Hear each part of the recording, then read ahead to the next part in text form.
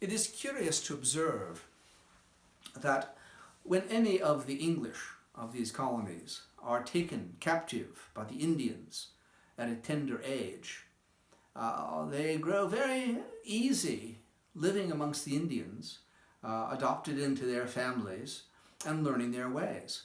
So much so that when they are ransomed by their family or friends and returned among their own people, they are often discontented. They look upon the laborious manner in which we live, the long hours of our toil, our complicated houses and all that must be done to maintain them. And they long for the simple and natural existence that they led amongst the Indians. I have known of a man of good estate who was brought back to inherit a fortune, and yet he gave it all up, a fine house, broad acres, and considerable wealth, and taking but a gun and a coat and a few other things on his back, he gave all they had to his younger brother and returned back to live among the Indians.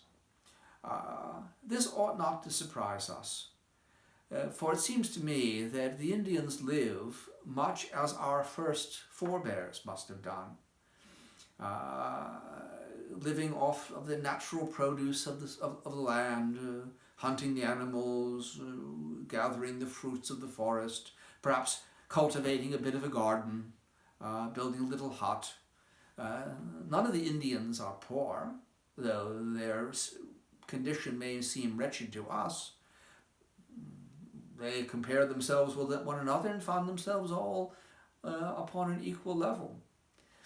We are commonly led to believe that all the advantages of civilization enabled us to rise from the savage condition to that which we call the civilized one, which is, to our minds, superior.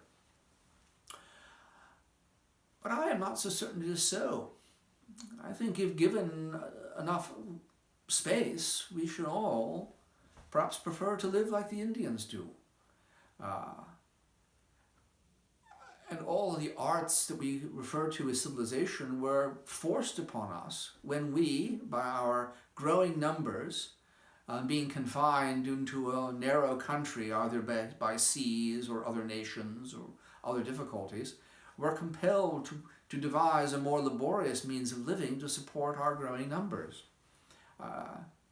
And this required, of course, a greater complexity of customs and laws. To live on a farm requires a great many laws in regard to property and so on that the Indians never think of. And yet to live on a farm in the country is much simpler than living in a town. And living in a town is simpler than living in a great city. The more densely men are packed together, the more laws they need, the more organized they must be in order to avoid slitting one another's throats and living intolerably well. So we ought not to pride ourselves so much upon our civilization, for, well, it is only among civilized men that one finds poverty. I thought none could be more wretched than the poor Indians when I first saw them in Pennsylvania until I visited Ireland and saw how the poor peasants lived there, any one of whom would gladly trade his situation for that of any one of our Indian nations. So whilst we call the Indians savages, I think we do so largely because their manners are different from ours. And we suppose our manners to be the acme of civility and perfection. They think the same of theirs, and who can fault them for that? In 1744, there was a great treaty at Lancaster in Pennsylvania. My friend Conrad Weiser was the interpreter there, and he witnessed it all. I published the proceedings of it. At that gathering, there was a delegation come up from Virginia, from the College of William and Mary. And their representative spoke in this wise to the assembled Iroquois chieftains, for that is what the treaty was for the Six Nations of the Iroquois. And he said to him that there was a college in Williamsburg in which was devoted to the education of Indian youth, and that if the Six Nations would send a half a dozen of their boys with the Virginians back to Williamsburg, why then they would be very well cared for. They would be fed and clothed and housed, and they would be instructed in all the benefits of English learning, much to their improvement, and all of this entirely at the expense of Virginia.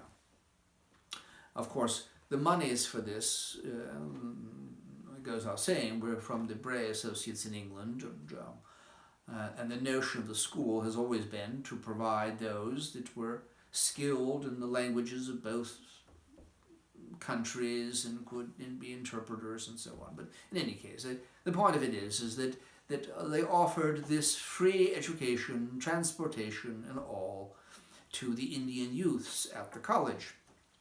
Now, it is the way of the Indians usually that if any such proposal is made to them, they will consider it and not answer it too quickly. For it is thought that to answer any proposal immediately is to suggest that one has not given it any thought. And so, having heard the offer made by the Virginians, the Indians withdrew, agreeing to give their answer the following day. The Indian spokesman was a man named Conesatego, an old friend of Conrad Weiser's, and he stood and he said, "Gentlemen of Virginia, we are pleased, even flattered, that you have gone to this trouble to come all this way to make so kind and generous an offer to us. And we know that the sort of education provided at this college is a sort that you value very much, for it's the sort that you provide for your own sons. And we know that our boys would be a great charge to you in Williamsburg for their maintenance if we sent them there. But we love our children too much to be separated from them for such a long time as would be required. And furthermore, you must understand that your manners and ours are not the same. We have sent our boys to your colleges before, not this one, but another. And when those boys returned to us, they couldn't run. They were indifferent hunters. They knew not how to build a cabin, nor kill an enemy, nor take a deer. They were fit neither to be warriors, nor counselors, nor hunters. In fact, they seem to have learned nothing of any use, only to drink and to game. Now, whilst this may in fact be education, as I say, suited to your boys, we do not think it's suited to ours. And so with all respect and appreciation for the kindness of your offer, we must decline it. However, to show our appreciation, to show our gratitude for your kindness, let me extend the offer to you. If you will send a dozen of your boys to us, we will bring them up in the proper way, and we will make true men of them.